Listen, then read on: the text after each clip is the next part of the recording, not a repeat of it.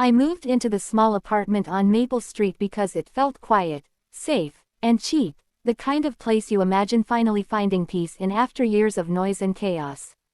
The building was old but charming, the kind of vintage that smelled faintly of wood polish and forgotten memories.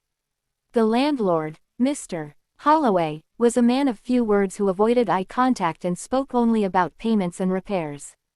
When he handed me 2 keys, I asked if one was for the storage area, and he quickly said, "No, that's just an extra.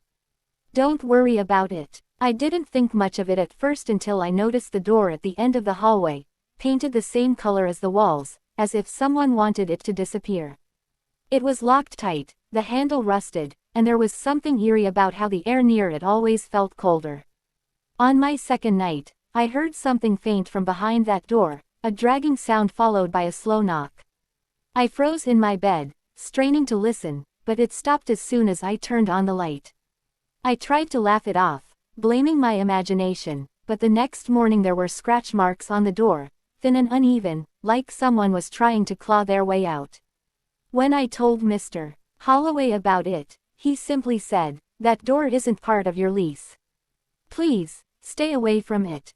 His tone was firm, but his eyes were filled with something that looked like fear. That night, I couldn't sleep.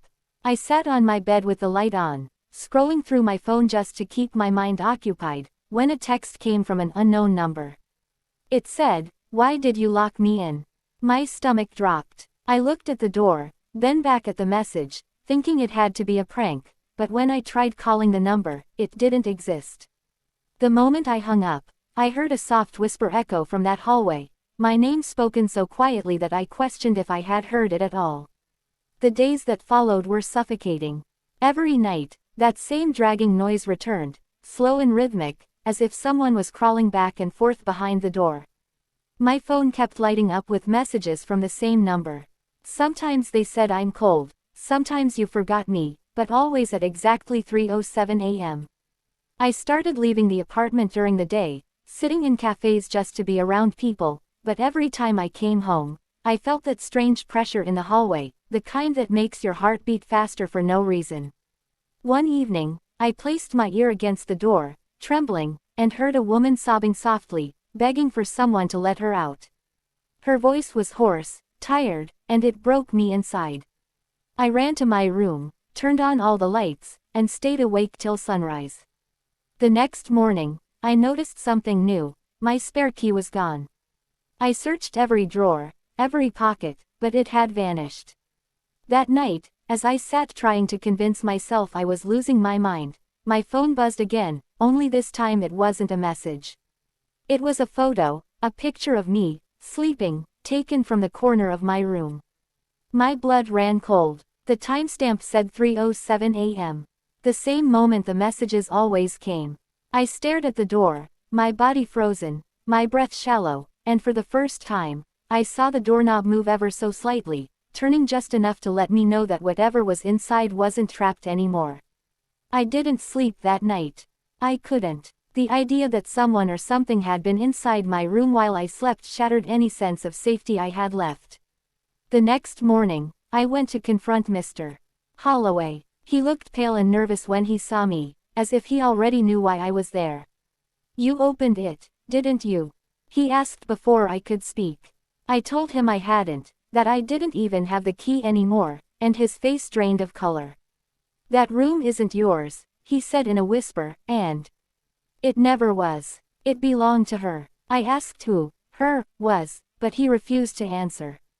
Instead, he gave me an old photograph of a young woman standing in front of the building, smiling faintly. On the back, it read tenant number 13, missing since 1998.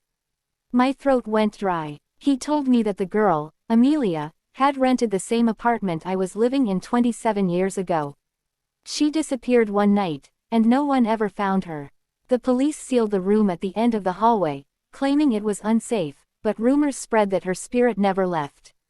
I wanted to leave right then, pack everything, and go, but curiosity had its claws in me.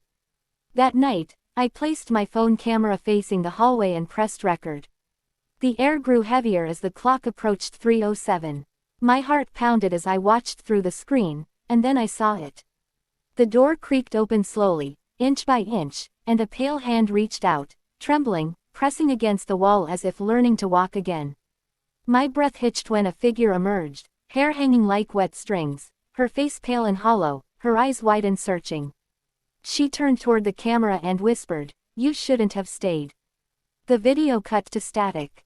When I replayed it, the timestamp was gone, the footage glitched, and I could only hear faint breathing on the audio. I packed my bags before sunrise, desperate to leave. But as I turned the doorknob, I realized the door wouldn't open. It was locked from the outside. My panic grew as I banged on the door, screaming for help, but no one came. My phone buzzed again, another photo. This time, it was Amelia standing behind me, her eyes black voids staring straight into the lens. I turned slowly, trembling, and there she was, her figure flickering like static, her mouth moving silently. I stumbled back until I hit the wall. She whispered, "He locked me in here, too." My body froze as memories that weren't mine flashed through my mind. The smell of old paint, the sound of footsteps fading, the feeling of suffocating darkness. I saw Amelia pounding on the door, screaming for help, while Mr. Holloway sealed the hallway, leaving her to die. I gasped, realizing the truth. He wasn't afraid of the ghost, he was afraid of being found out. My breath came out shaky as I said, "You don't have to hurt me." She looked at me, tears falling from her dark eyes, and whispered, "I just wanted to be remembered." Then she disappeared. The door unlocked itself with a soft click. I ran out into the street, crying, gasping for air, as the sun began to rise. The next day, the building burned to the ground. No one could explain how it started, but the fire report said something strange. The source was that same sealed room. Weeks later, I saw a news article online about the fire, with a picture attached. My blood ran cold when I saw it, because in the photo of the burnt hallway, you could still see a faint outline of a woman's face on the wall, half smiling, as if she was finally free.